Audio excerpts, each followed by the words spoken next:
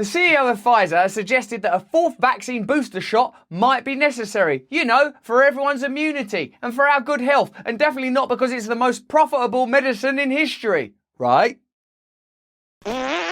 Hello there, you 5.2 million awakening wonders marching together gloriously towards a unified future. I don't mean unified as in there's one centralised world government. I'm not mad. Let's have separate confederacies where everyone runs their own communities, their own schools, their own hospitals, their own lives according to their own values. That's what I believe in, dissolution of power, not concentration of power. Also, what I believe in is that there should be open discussion around topics around the news, that you shouldn't censor people that you don't agree with. That leads to, what's that called again? Tyranny. That's mental. One place at least where I'm free to speak and say whatever I want is when I'm touring live. That's why you should come and see me live in places like Newcastle. That's in early April. Carlisle as well. There's some tickets available for that. Also, I'm in places like Glasgow, Bristol, Plymouth. It's a fantastic live show. You'll love it. We meet, we greet, we ask questions. I do a stand-up show. There's a meditation. It's a fantastic experience.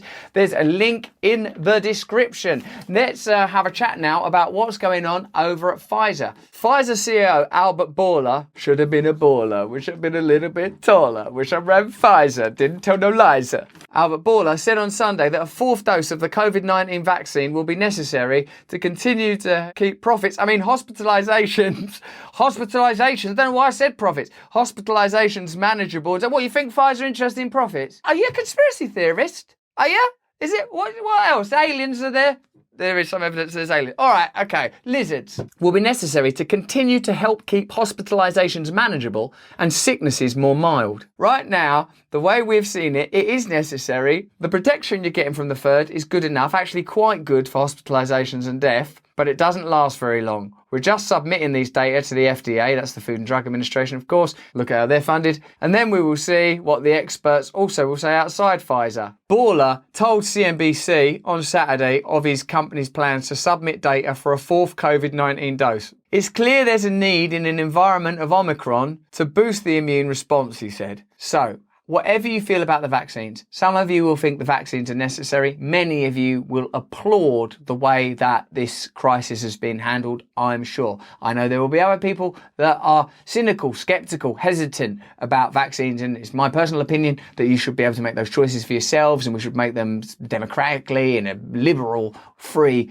way. That's what I think. I certainly wouldn't offer you any advice on what you should do about your own health because I'm not qualified to do that. But what I am qualified to do is to look at a bit of paper that tells me how much money Pfizer have made from the vaccines. And then what I'm able also to do, because of, I don't know, memory and stuff, look at how big businesses, pharmaceutical companies have behaved historically and what their motives appear to be. And I don't think it's libelous or even particularly revelatory to say that pharmaceutical companies, and indeed all businesses to a degree, are interested in making profit. The complexity comes, I suppose, when you see mandates or political policy and a kind of an aggressive push for medical procedures when there are counter narratives that are excluded. That's when we have challenges, I reckon. But you tell me in the comments below what you think and stay to the end of this video so we can conclude it together. Countries including Israel, Chile and Germany have already begun recommending fourth COVID-19 doses for high-risk groups. I think right now we need to be very well coordinated, CDC, Centers for Disease Control and Prevention, FDA and the industry, so we're all providing the American people and the world a cohesive picture. Well, coordination is precisely what does seem to be happening between the CDC, the FDA and the pharmaceutical industry. And whilst there's necessarily a degree of coordination, healthy dispute and dissent, I would say, is also necessary. We did a video, didn't we, about the Johnson & Johnson study that showed, even according to them, and presumably Johnson & Johnson have the same desire to make profit, that natural immunity plus just one dose is more effective than the recommended 2 or 3 doses of the vaccine. Now, I don't think that me saying that makes me anti-vax. That makes me pro-information, pro-conversation, pro not shutting down any data that doesn't lead to you making more money. That means that if someone at Pfizer down the line says, hey, it's a 4th shot now, the first thing you think is, oh, must be good to get a 4th shot now, rather than, yeah, but don't you just want us to keep having shots because it keeps your top line healthy? No! During his interview on Sunday, Borla reiterated his company's goal of creating a vaccine effective against all variants of COVID-19 for longer periods of time.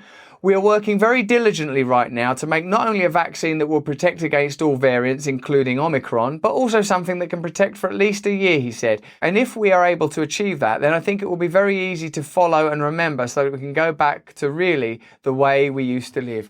Oh, the old carrot, there it is, the way we were. And if what you care about is people living ordinarily and healthily and well, then perhaps you will submit to pharmaceutical price control that 80% of American people want. They want their drug prices controlled. So if that's your concern, then submit to that and stop making such exorbitant profits from your products. We've done videos on about how much profiteering there's been, and it's harder, isn't it, to respect someone's objectivity when the profits are so enormous. This is from the New York Times. I mean, is this going to be some misinformation from the New York Times? Despite debate among scientists and a lack of evidence either for or against another booster, the panel of experts advising the Israeli government on the pandemic recommended giving a fourth dose. But some scientists warned that the plan could backfire because too many shots might cause a sort of immune system fatigue, compromising the body's ability to fight the coronavirus. Is this yet another one of those things that people a couple of months ago saying that would have been banned off Facebook and told to go and live at the bottom of an abandoned mine shaft, that now they can just put in the New York Times?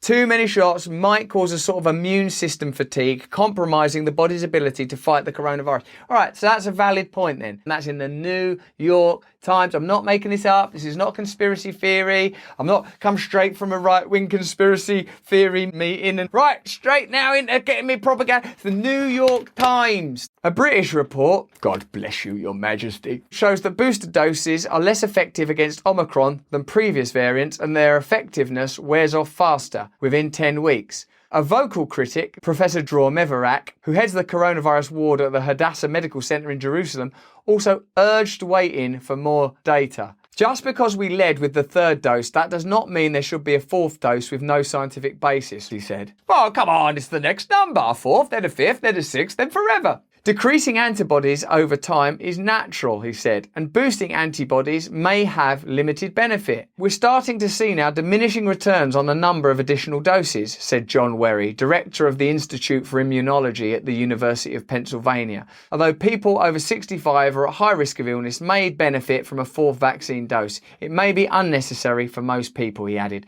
Isn't that the kind of conversation you want to have? Because otherwise you feel like the argument is being clouded by incentives and agenda that are outside of the mainstream narrative. And that allows you to ponder whether or not it's simply for profit or something more mendacious, like they benefit from systems of control and that the tech around it will be beneficial in other areas and will be used as a platform for social credit scoring and everyone will have to carry a passport and it will never end. And those kind of thoughts and ponderings and musings wouldn't take place if you had a transparent public discourse and if you had a situation where people that make these points could speak freely without being labelled a conspiracy theorist or a right-wing nut or living in fear of being shut down or condemned and criticised. Just allow public discourse to take place. Allow people to have their own thoughts. Allow people to have their own conversations. Stop with the assumption that we're all idiots. This is from The Guardian. If you're an American, this is a left-of-centre neoliberal publication. Pfizer recently announced that its COVID-19 vaccine brought in $37 billion last year, making it easily the most lucrative medicine in any given year in history. Good news.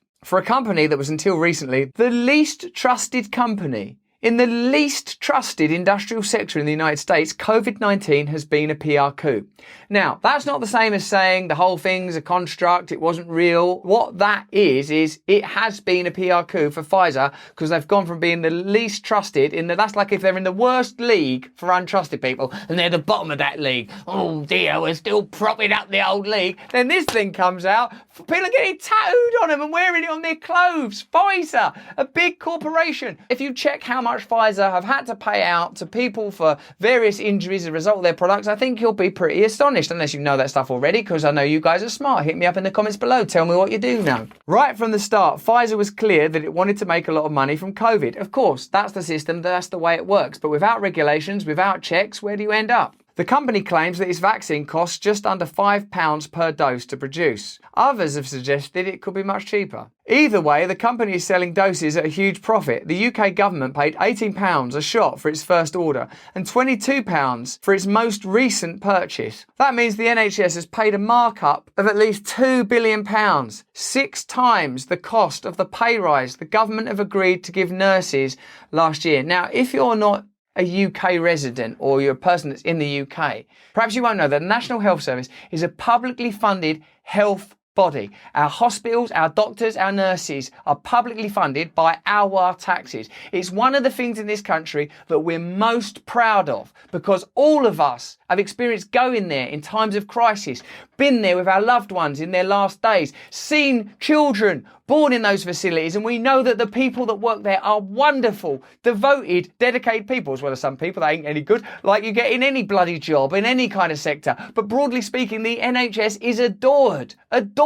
And there's a lot of complexity going on around the NHS at the moment, like it being slowly, slyly privatised in ways that haven't been made clear to us as a population. And I want to talk about that a lot more. But right now, in this story, you can see that £2 billion has been spent, given to a private company for these vaccines of our money. Don't think, oh, it was given to you for free. You paid for the vaccine, you paid the taxes, you paid for it. And then the NHS were paying 22 quid a dose when it may cost less than $5 a dose. So imagine that amount of profit. Do you think that's right in a pandemic, in a health crisis, that the National Health Service, which is on its knees anyway because of underfunding, is further taxed with your money, our money, so that Pfizer can take that money? How many times have I told you on the channel that the function of government is to facilitate the taking of public money and putting it in private hands? You don't think it's possible to have a relationship from government going, listen,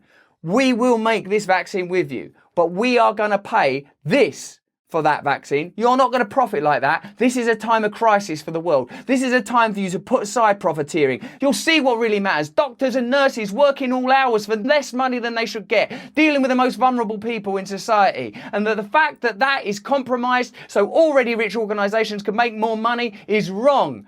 And if saying that makes me a right-wing conspiracy theorist, then I guess I'm a right-wing conspiracy theorist. It has been claimed that the company initially tried to pitch their medicine to the US government for an eye-popping $100 a dose. We're gonna sell this to you for $100 a dose. Boo, boo. Get shares in Pfizer. I said shares in Pfizer. Companies like Pfizer behave more like hedge funds, buying up and controlling other firms and intellectual property rather than traditional medical research companies. The truth is, they aren't the sole inventors of the vaccine. Oh no, you're not going to like this bit. They didn't even actually invent it. That was the work of public money. Oh, can I have a discount?